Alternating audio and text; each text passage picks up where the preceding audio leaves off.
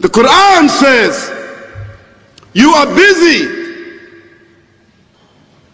piling up, calculating, developing your careers, your money, your occupation, your wealth,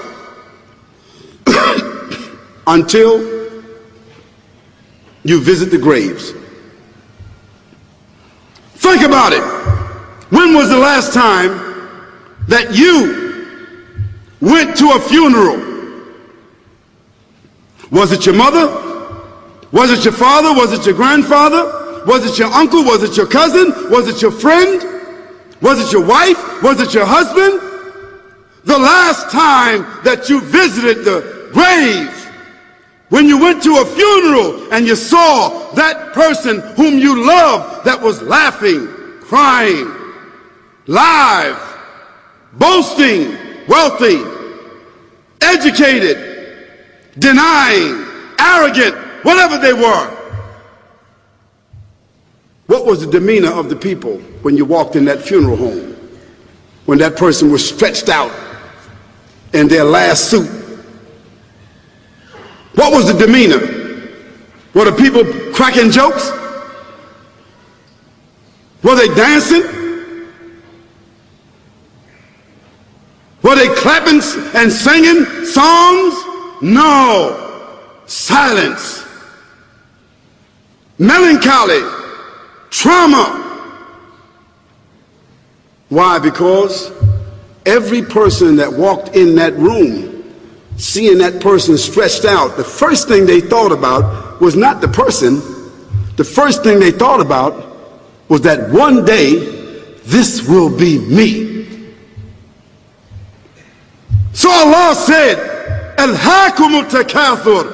All of us, all of you are engaged in running your mouths, doing your business, multiplying, buying houses, cars, business, whatever you're doing. And when you're told about God, religion, life, morality, you're saying, look, I ain't got no time for that. I got no time for that. I don't want to hear that. I don't even believe in God. Matter of fact, I don't even know if I'm going to die, and if I do, maybe I'm coming back again. As a matter of fact, science is so sophisticated that I think really that they're on the verge of being able to solve the whole thing of death soon. We ain't got to die. If we got enough money, we don't even have to die. See how arrogant people can be until they visit the funeral house. And then after you go to the funeral house, if you got the guts, if you're able to do so, you go to the grave. And now this is another scenario. And you say to yourself, is that it? I mean, 50, 60 years, scraping, struggling, scheming, lying, stealing, fornicating, jumping up and down, begging, working, and this is the end of it? I mean, is this what's going to happen to me? Are they going to be dropping me into a hole in the ground? A hole in the ground, the same hole that a cat digs after it defecates. Just a little deeper.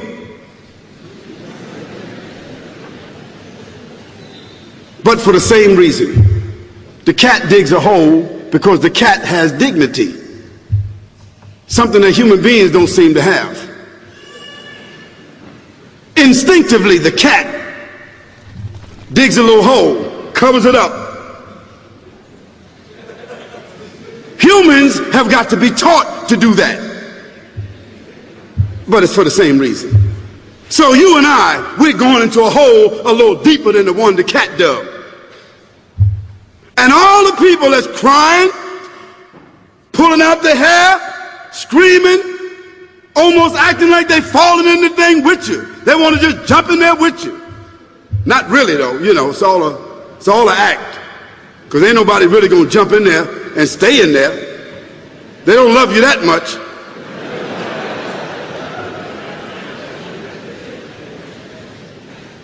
And then after all the shoveling get done, and they fill it up, and the box, you can't even see the box no more, the coffin that cost $5,000. I don't know what did they burn somebody in a $5,000 coffin for? I mean, if I was a funeral director, after they left, I would dig them back up and put them in another box and take that box back.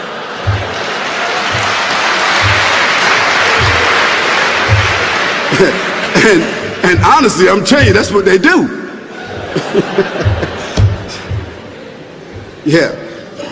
So after all the money and all the drama, and they dig that hole and put you in there and cover you up, and everybody goes back to the place, go back to mama's house or daddy's house or whoever's house, and we cook some chicken or whatever it is, and we do a little dancing and drink some scotch and forget all about that person, and then we want the lawyer to come now and talk about, divvying up the spoils.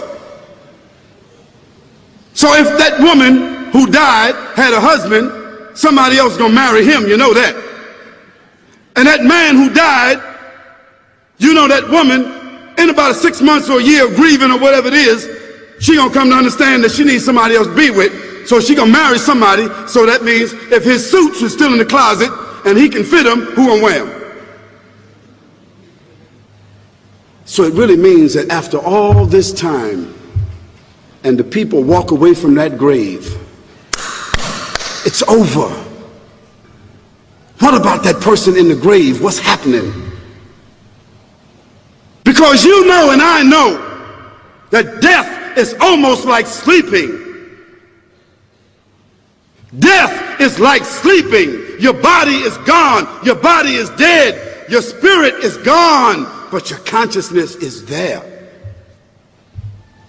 Yes, brothers and sisters, you and I are going to know when the people put us in that box and put us in the grave. We are going to know. Your spirit is gone. You can't shout. You can't call out. You can't say, don't leave me here.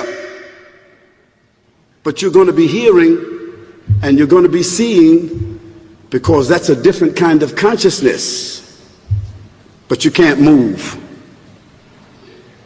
And in that grave, this is when the real trauma is going to begin.